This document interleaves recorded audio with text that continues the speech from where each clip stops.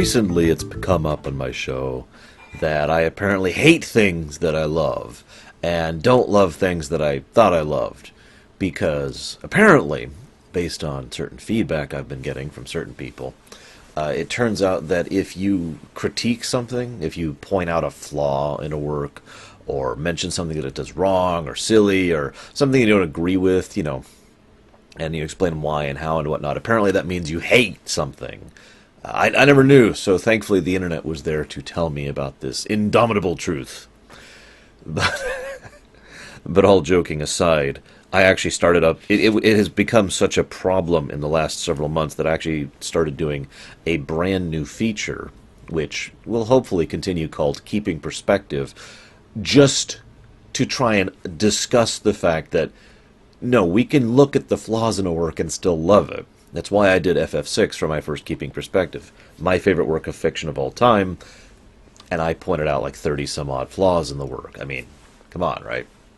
I bring that up because I'm about to critique Babylon 5. It's something that's been bothering me for the past many episodes at this point. I don't even know how long. At least for like a decent chunk of Season 3. There are scenes in Babylon 5 where I intellectually know I should feel more, but I don't. Either as a combination of the acting, or the directing, or the music. It's trying to pull emotion into a scene, and out of me, and failing. Instead, I'm just like, yeah, okay. It just and as a consequence of recognizing that it's trying to pull this emotion out of me and failing, it feels worse. Like, I look at it, it's like, well, okay, yeah.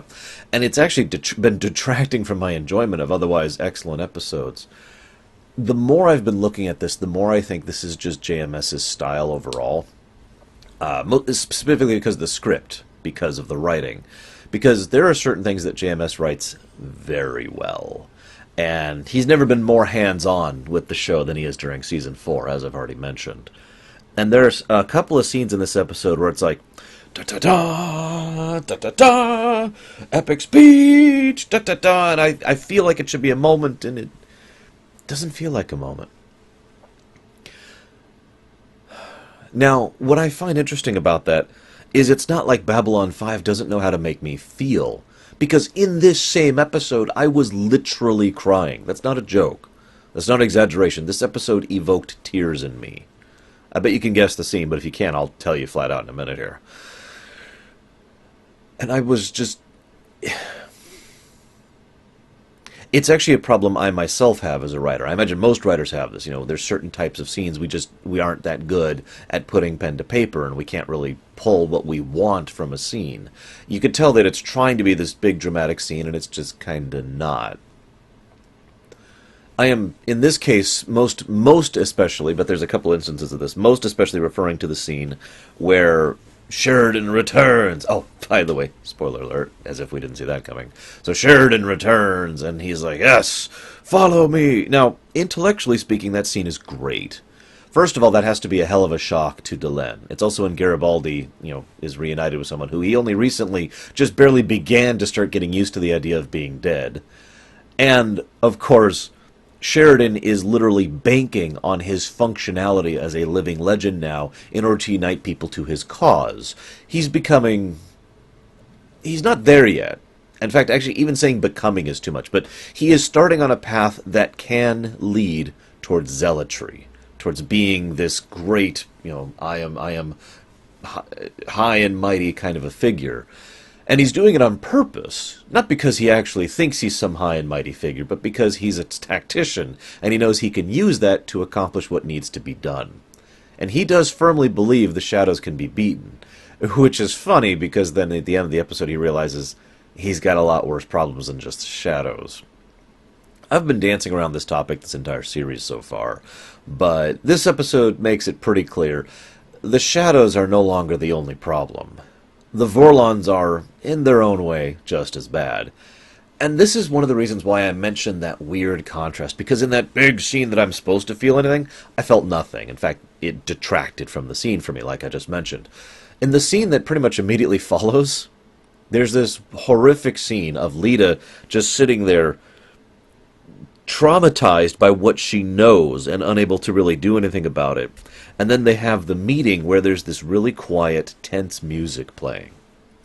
And it's very soft, and it's very horrifying. That scene gave me chills. And it's just, it's night and day in contrast, especially how close together the scenes are. By the way, notice Lorien's face. Lorien the whole time just seems kind of bemused. Yeah, I brought him back. It's cool, whatever. We don't even know why he's here. He's just, nope, yep. It's all good. And then they mention destroying a planet, and that just there we go. Shatters his Revere. He's just, what? You know, he doesn't actually say anything, but you can see on his face, they destroyed a planet. And you can tell this is new. This is something that hasn't happened before. Things have officially gotten out of hand. Sheridan himself gives the reasoning behind it. He just doesn't... He didn't even understand how bad it had gotten. They're tired of dancing around each other. They're going to start going after each other full tilt. And woe betide anyone who happens to be in between. So, let's start off by talking about that plot. You know, first of all, poor Ivanova.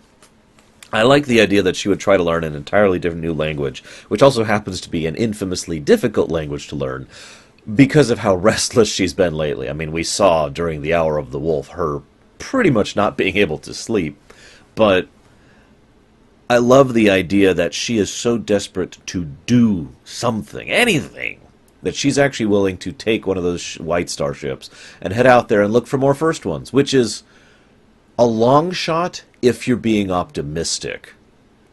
And funnily enough, she doesn't succeed. I hope you noticed that. I mean, you could also argue that she does succeed because she actually ran into the Vorlon fleet, but for the most part, she basically didn't succeed at her given task, find more allies. Instead, she found more enemies. But it is very in keeping with her. So, I think it's pretty obvious at this point that someone basically gave Garibaldi back to the crew. In fact, it's so obvious. My first thought was, okay, this is too obvious. Like, this is the kind of thing that you should immediately be suspicious of. They practically gift-wrapped Garibaldi for them. And I don't just mean that as a joke because he was in the saran wrap thing. I mean, oh my gosh, we found the ship that he's on. Oh, they found us. Okay, let me eject an escape pod that just contains Garibaldi and then blow up the ship so you can't figure out what was going on. That is so obvious. It's like, here, we need to get Garibaldi back to them. Here we go! You know, it's just whatever. It worked, apparently. Nobody actually questioned it. Maybe that's because of Zach. He doesn't seem like the questioning type. So then we have a nice scene with Ivanova and Marcus. It was touching. It was adorkable. It's also a little bit of foreshadowing, I think, because they talk about, you know, what do you do after the war? What are you going to do when the war's over? I'm going to go home.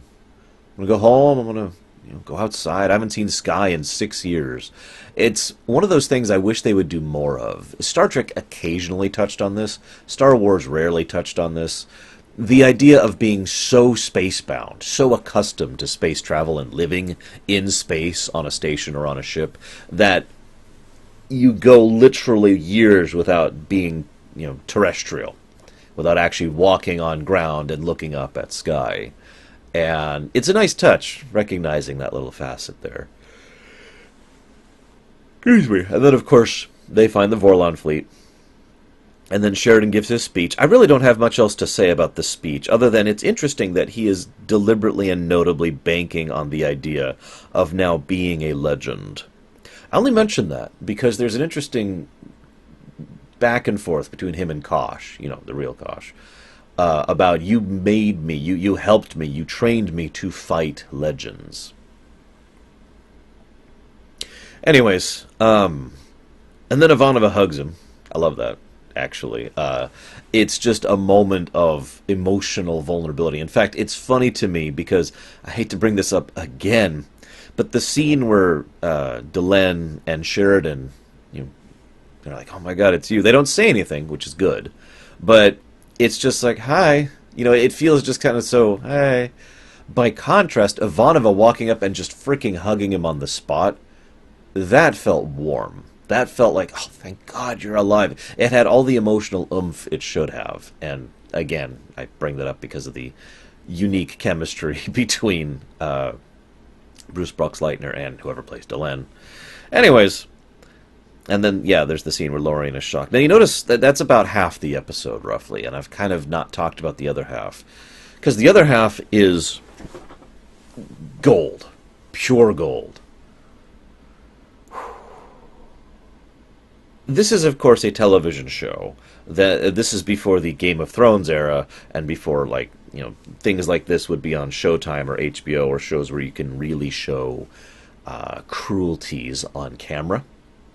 So they can only show so much of what they're doing to G'Kar. I mention that because I find it interesting how much they show to G'Kar. This goes back to something I've talked about recently. I don't remember if it was on Voyager or if it was on Babylon 5, because I've been just going back and forth between the two shows this last week in my perspective as I go through these ruminations. But I mentioned that the idea... There's this weird idea in public consciousness that mental and emotional stress and torture don't really count. It's only physical that counts, right? Now, I mentioned that because that has actually applied to ratings before, as far as movies go, or games go, or television goes. So they don't show them cutting or slicing or all the other horrible things they could do to G'Kar. Instead, they show him with a helmet that has clearly been nailed in. Just think about that for a second. With the jester outfit, forcing him to ask, politely of course, for a bit of water, and then spilling it out in front of him after he has not drunk in 3 days. Now I know what you're thinking. Whoop-de-doo. Now, I urge you not to do what I'm about to say, but have you ever been without drink for 3 days in a row? I actually have, twice in my life, for reasons I'm not going to go into. In fact, my personal record is actually 4 days, 4.5, if you want to count like a full 24-hour cycle. So like 4 days plus about 12 more hours without water at all. It's bad. I can't even put into words. I do not have English that can explain what that felt like. Now imagine in that state, if you can just try to put yourself in that headspace, someone offers you a drink of cool, refreshing water. All you have to do is beg. Oh, and then they pour it out right in front of you. That is astonishingly cruel, and I am a little surprised they got that on camera. But again, it doesn't count. It's not physical, right? Yeah. Then, all my notes here for the G'Kar, Londo, Veer side of things, everything on Centauri Prime, I've underlined like 6 words just to show emphasis, because just, wow! So then there's this horrific bit where, through several scenes, we learn that nobody else knows what's happened to G'Kar. And I was thinking about that, and I was like, oh my god, that makes so much sense in so many ways. First of all, Marcus, of course, left him. Shrug. But Londo it would be very easy for Londo to contact them and say, hey, in fact, based on the previous few episodes, I have zero doubt that if Londo didn't have a use for G'Kar, whether it's because Londo is a good person trying to make things better, or a horrible person trying to be pragmatic, it doesn't matter. Your interpretation, feel free to input it. But in either perspective, he has a use for G'Kar, to save his world, and to save his world, into both worlds, Narn and Centauri Prime. But if he didn't, I guarantee you, he would have contacted Babylon 5 discreetly. We know he can do that. He did it with Veer. He would contact Babylon 5 and say, God's sakes, G'Kar's here. Rescue him. Here's where he is. Here's his cell. These guards will ignore you. We know he has the power to have some significant sway within the court. In fact, JMS has all but confirmed that he actually has been bribing guards to walk in and have his little talks with G'Kar, which is what I've been assuming this whole time. But the thing that's horrific is that is, of course, why Londo has not informed them of why G'Kar is. Because even if he didn't help them with a rescue attempt, they would attempt one. And he can't have that right now. That's another little brick on Londo's back. I know I come off across as I'm very sympathetic towards Londo. Let me make it clear, I am. As I think I made clear in the last episode, what G'Kar is going through is worse in every way, and I don't want to make it sound like I'm saying otherwise. But the idea that Londo is having an easy time of this is also equally ludicrous. And that brings me to the next scene, where Londo and Veer are talking. Veer, of course, a man of peace. We've got to find some way to talk this out. We've got to find some way to work this out. Londo, of course, the experienced individual, the, frankly, wise individual, at this point is just, no, it's not happening. And again, through these last several episodes, Londo has dropped all demeanor except when in the face of other people he can't trust. So around Veer, we're seeing the real Londo, and he's just like, no, he is a monster. He is a monster. He needs to die. Then Cartagia comes into the scene, jubilant, of course. His hands are red. It was the first thing I noticed. They actually call attention to it about a minute into the conversation, but it was the first thing I noticed. And I just give this, I'm sitting here in this chair, and I just give this physical, because his hands are red. And then he starts talking. I just want to scream, a little yelp, a shout, something. Oh, anything.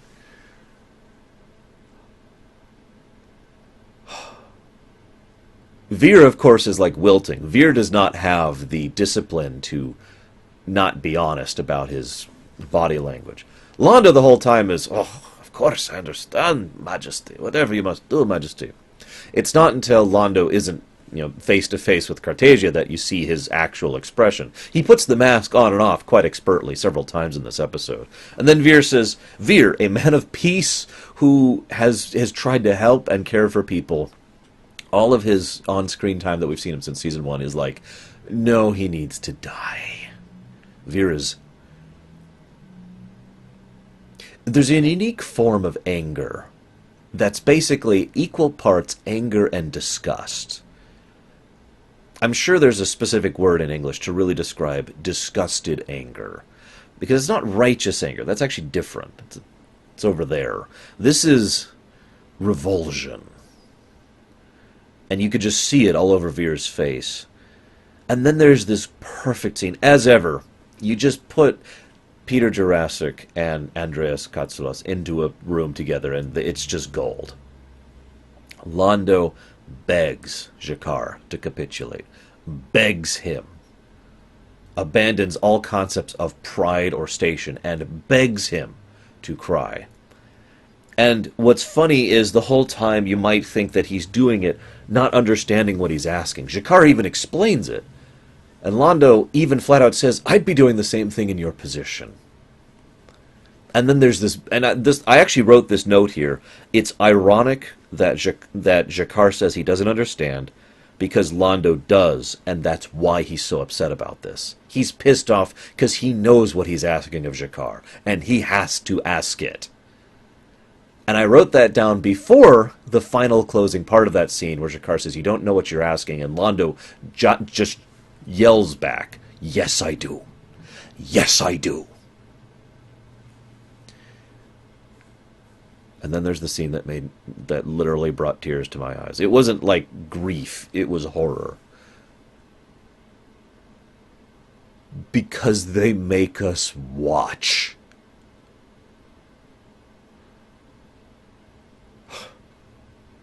Cartagia brings in his favored, his current favorite puppet on the council, Londo, and his aide, of course.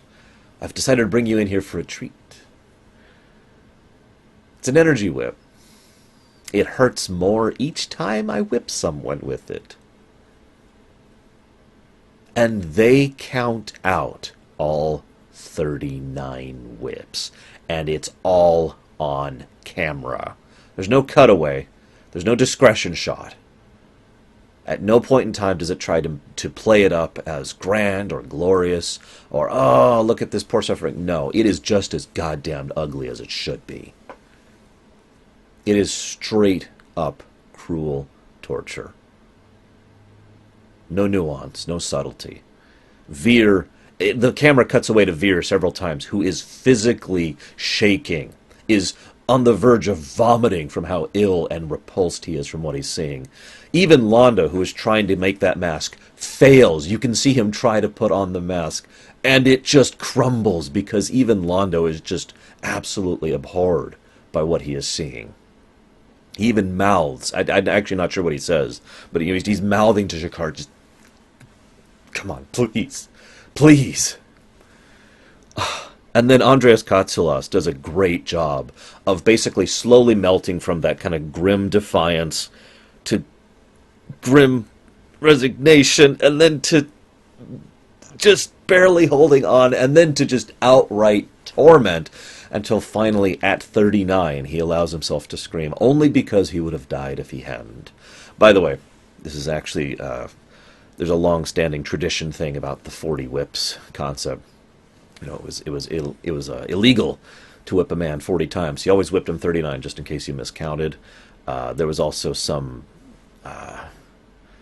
I say superstition, but honestly, you whip a man 40 times, they are probably going to die with the kind of medicine you had in that era. So, you know, you don't whip someone over 40 times because then they die. You know, just nice little backstory connotation there. Just thought I'd throw that in. But goddamn, they make us watch. And as he's just counting out 5, 6, 7, 8, it's not even slow. Like, there's no plotting, methodic. Too many directors, I think, would take a scene like that and try to be artsy about it. And I have a feeling that JMS walked in and was like, no. I didn't see anything in the dialogue. It was just in the JMS speaks. But it just feels like a no. No artsy. No discretion shots. This is ugly. Make it ugly. And they make us watch. And that's why I'm so weirded out by Babylon 5, because the later scene, which actually happens after this, that I referenced earlier, with Sheridan and Delenn, and I felt nothing from that scene. But the scene where they force us to watch Jakar get whipped 39 times, as Londo and Veer mentally and emotionally crumble at the sight of it, and Jakar finally relents, and thanks to the fact that they have now explained it to us, the audience, we know definitively Jakar now no longer considers himself a Narn. He has lost his honor.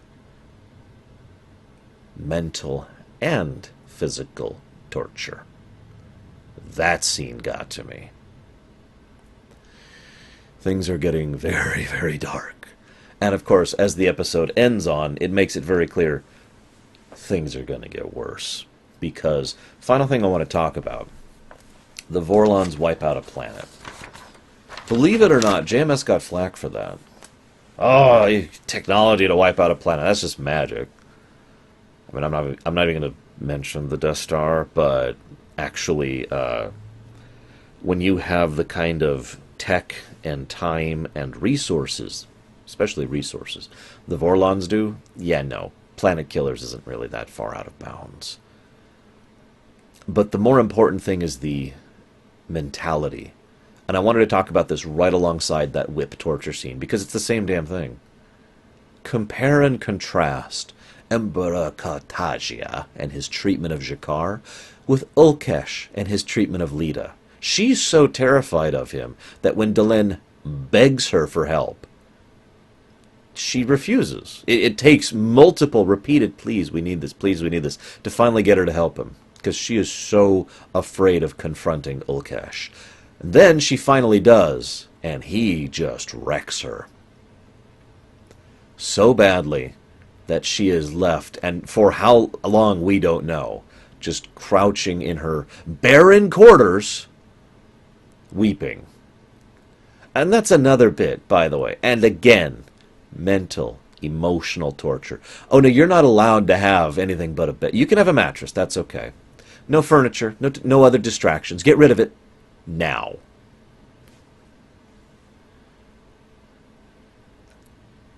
I don't even know how to begin to discuss how screwed up that is. It is screwed up in many ways. The most obvious is the fact that he is treating her as if she is a slave. In other words, as if she is property. I mentioned earlier the analogy of just a hammer that you don't really care about. Just toss it in the shed. Do you make a nice little, comfortable little bed for the hammer? Do you pat it and make sure it smells nice? It's got a couple decorations. No, you toss it in the thing. Now, you may take care of your hammer. Again, that's stewardship. But Ulkesh doesn't do stewardship. He tosses it into the pile. He only allows her a bed because she needs to sleep, being one of those fleshy little things that they are.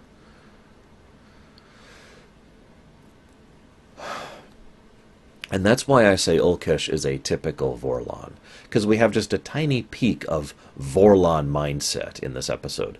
Now, we've actually had one other peek in Vorlon mindset before, all the way back in Deathbringer or Deathwisher or Deathwalker, I think it was Deathwalker, where it's like, yes, I have this eternal life serum. All it does is cost the life of others. Ha ha ha ha! Moral dilemma. And the Vorlons say, no.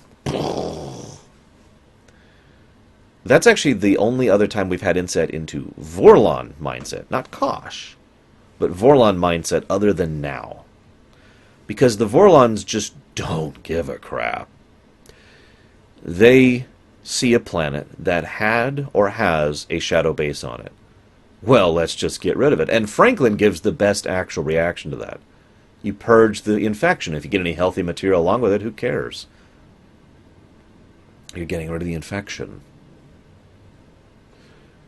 The utter callous uncaring of the Vorlons is almost interesting, and compared to the more chaotic, obvious evil, if you will, of the shadows. Now I finally can posit you a question that I've been sitting on for a long time. Who's worse, the Vorlons or the shadows? And I've heard a lot of debate on that one question that I just posited to you. Lots of debate. I have actually spent hours, this is not an exaggeration, just in one sitting, hours talking with friends about Vorlons versus shadows and who's worse and why. Because there's a lot to talk about there. Don't worry, I'm not going to talk for hours here. I just want to bring it up because I finally can, and we finally understand the difference in the mentality between the two. Because shadows just wiping everyone out, that doesn't really fit their mindset. They are trying to actively encourage, they even give their mindset out, we need to knock over a few sandhills, right? Or anthills. The Vorlons have come over and just said, yeah. We'll see more of this soon, I'm sure. Yeah. Oh, right. Final. I was building to a point. My point is, this episode does a great job of making us feel the death of 4 million people by making us feel the pain of Jakar. I've said this so many times. It's difficult for us as living beings, this is standard basic psychology, to understand what 4 million deaths means, right? And writers in fiction have gone out of the way to try and get across such atrocities over the years. The most common trick, I've used this, everyone's used this to some extent or other, is to basically show, lots of death, and then you get a tiny little window of like one person, how one individual is affected by it, or how one group of people are affected by it. So you have a down-to-earth thing that you can relate to that then makes the tragedy all the more personal and direct. What Cartasia is doing to Jakar is, in almost every way, what the Vorlons are doing to everyone else. Because Cartasia looks at Jakar as if he's property. As if he's a slave.